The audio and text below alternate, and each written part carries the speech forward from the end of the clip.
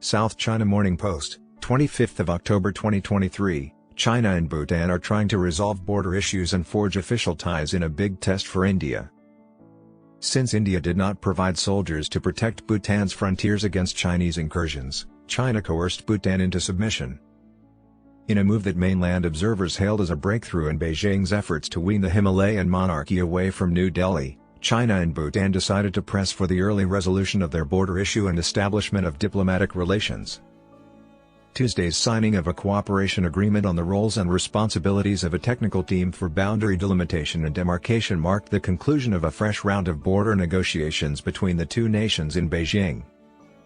The discussions, facilitated by China's Foreign Vice Minister, Sun Weidong, and Bhutan's Foreign Minister, Tandi Dorji, were described as taking place in a warm and friendly atmosphere in a joint press statement released late Tuesday. Both parties agreed to build on the positive momentum, the information continued.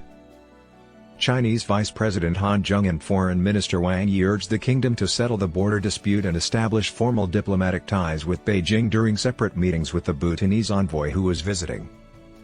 Historically, Bhutan has been India's close friend, yet it has no diplomatic relations with China or the other 4 permanent members of the UN Security Council.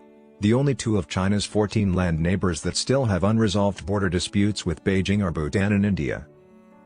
According to the official Xinhua news agency, Han praised the recent advancements in bilateral ties between China and Bhutan, describing them as friendly neighbors sharing mountains and rivers.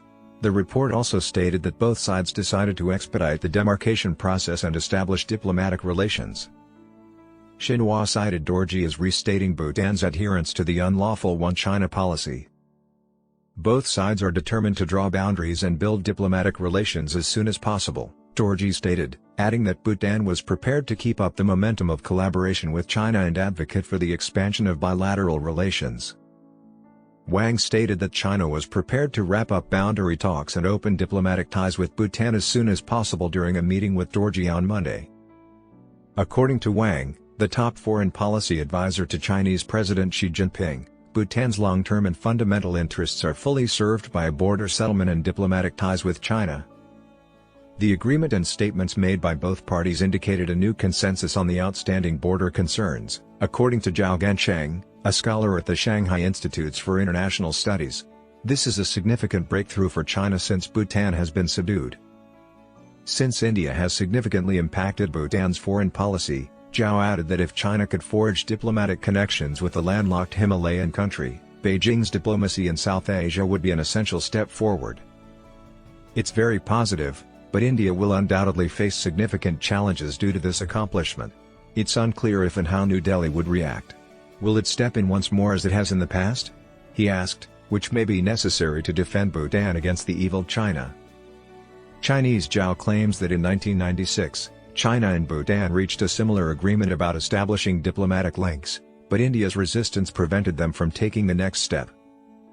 China and Bhutan held 24 rounds of boundary discussions between 1984 and 2016.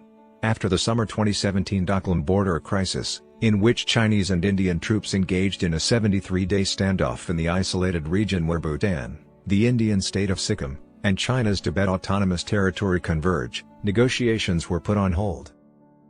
Due to its proximity to the Siliguri corridor, also called the Chicken's Neck, which links India's northeastern states to the rest of the nation, Doklam is strategically significant. After the 2 parties agreed to expedite talks in October 2021 and signed a 3-step roadmap, border negotiations resumed. India still hinders China's relations with Bhutan. However, Wang Dihua, a regional affairs specialist at the Shanghai Municipal Center for International Studies, pointed out that the current Bhutanese government, headed by Prime Minister Lotay Tshering, was seen as Beijing-friendly. China and Bhutan have an excellent chance to complete the task of forging diplomatic ties at this time. However, Wang expressed doubts that the Bhutanese government could make such a significant foreign policy choice without consulting India. The likelihood of success is probably 50%, primarily dependent on India's approval.